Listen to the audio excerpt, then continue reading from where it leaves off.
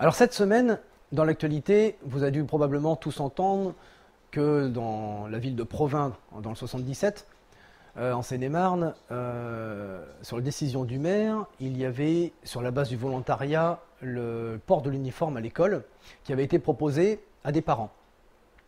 Le coût était environ de 120 à 130 euros. Ça, c'est quelque chose après qui peut éventuellement se discuter. Je ne sais pas dans quelles conditions eux, ils avaient placé ce barème de prix.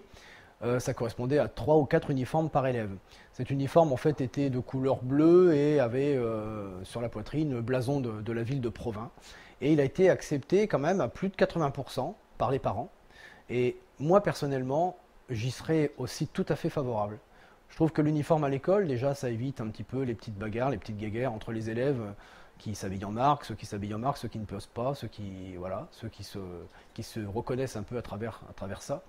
Et je pense surtout qu'il y a quelque chose de plus important, c'est que ça amène une certaine unité. Je pense qu'avoir un uniforme à l'école, c'est se sentir appartenir, un sentiment d'appartenance à un groupe. Et ça, c'est important, c'est comme dans un groupe sportif ou autre. Je pense que se sentir appartenir, ne serait-ce que par une tenue commune, se sentir appartenir à un groupe, ça donne un ensemble, une certaine unité. Dire, voilà, nous on a l'uniforme de cette école. Et en plus, une fois le portail de l'école franchi, tous le même uniforme sur le dos, on se sent entre nous, on se sent chez nous, et on se sent membre d'un groupe.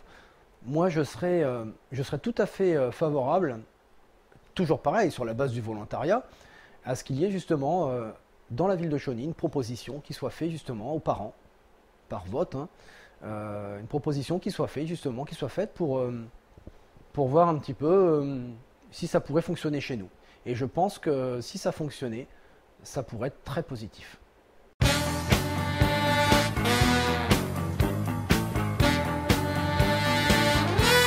Tout le monde a connaissance des problèmes que nous rencontrons avec certains jeunes mineurs.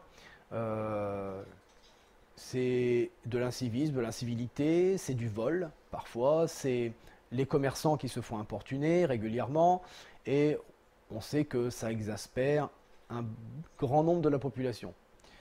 Les gendarmes interviennent, bien sûr, la police municipale est intervenue déjà à nombreuses reprises, mais il y a cette excuse de minorité, forcément, qui verrouille pas mal de choses.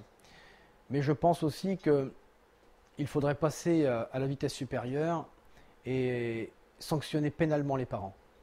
Il existe des lois pour ça, on peut le faire.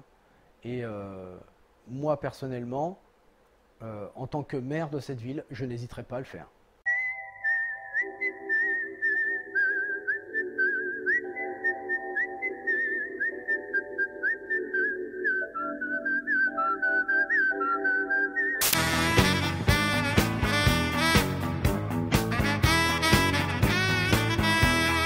Mon coup de gueule, parce que je tiens à pousser un coup de gueule, c'est au sujet du carburant. Le carburant qu'on paye aujourd'hui une fortune.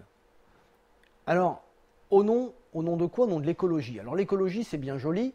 Forcément, on est tous d'accord. On est tous d'accord qu'il faut faire quelque chose. On est tous d'accord que la planète est en danger. La hausse, la montée de la température, la couche d'ozone, les incidents climatiques, la fonte des neiges, la montée des eaux, bien sûr.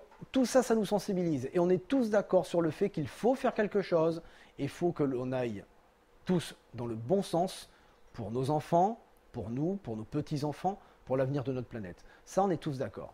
Par contre, ce qui me met en colère, c'est qu'on utilise justement cet argument et on utilise justement l'écologie pour nous sanctionner et faire de la fiscalité. Puisque il ne faut pas se voiler la face, la hausse du carburant, c'est 13% des 3 milliards de taxes supplémentaires qu'on vient de nous coller, c'est 13% qui vont être injectés dans la transition énergétique. La transition énergétique, ça, je pourrais en reparler aussi, c'est quelque chose auquel nous ne sommes absolument pas préparés. Et surtout, c'est dans la plupart des cas, une fumisterie. On nous parle de véhicules hybrides, on nous parle de véhicules électriques. Aujourd'hui, certains de nos politiques voudraient que pour 2025, voire 2030, le parc automobile français des 30 millions de véhicules soit remplacé par des véhicules électriques. Mais on se moque de qui? On se moque de qui? Dans un mois, on est au mois de décembre. Au mois de décembre, il suffit qu'on ait 3 jours où il fait moins 5 degrés. On va nous dire que les centrales nucléaires sont arrivées à leur production maximum, qu'il faut qu'on fasse attention, qu'on risque le blackout avec les centrales. Et en plus, on parle d'enfermer des centrales. Et on voudrait que dans 10 ans, tous les véhicules soient électriques. Déjà aujourd'hui, le véhicule électrique, c'est très bien. C'est une avancée. Des véhicules électriques, je ne crache pas sur le véhicule électrique. Le véhicule électrique, dans certains cas, peut être très bien.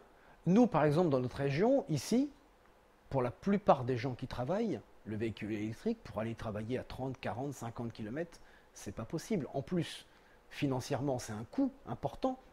Aujourd'hui, même, le 3/4 des gens à qui on donnerait même 10 000 € de prime pour acheter un véhicule électrique seraient dans l'impossibilité de pouvoir investir dans un véhicule, que ce soit électrique ou même hybride.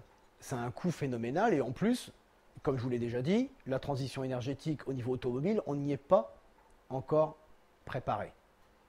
C'est pas encore préparé. Et on voudrait nous faire croire que surtout, en nous mettant un gasoil ou un samplon 95 ou samplon 98 à 2 € avant 2020, ça réglerait les problèmes. Il y a un problème d'écologie. Quand je vous dis 13%, 13% qui sont réinjectés dans la transition énergétique. Donc, il y aurait plein de choses à dire. C'est certain que ce n'est pas sur cette vidéo, en quelques minutes, que je pourrais pousser mon coup de gueule et dire tout ce que j'ai sur le cœur à ce sujet. Ça serait bien trop long, ça fera l'objet de bien d'autres vidéos. Mais en tout cas, sachez que dès le 17, moi le premier, je serai sur la route et je serai avec des amis et on participera à cette manifestation. Non pas au nom du Rassemblement national, mais en tant que citoyen, en tant que Français, qui a son porte-monnaie bien amputé par le coût du carburant et surtout qui a un ras-le-bol. Ras-le-bol justement de ce carburant qu'on nous fait payer à prix d'or, alors que pour des fausses raisons, juste pour des raisons de fiscalité, pour faire rentrer de l'argent dans les caisses. Et ça, réellement, ça commence à bien faire. Alors je compte sur vous et j'espère que vous serez tous nombreux le 17 pour pousser un gros coup de gueule.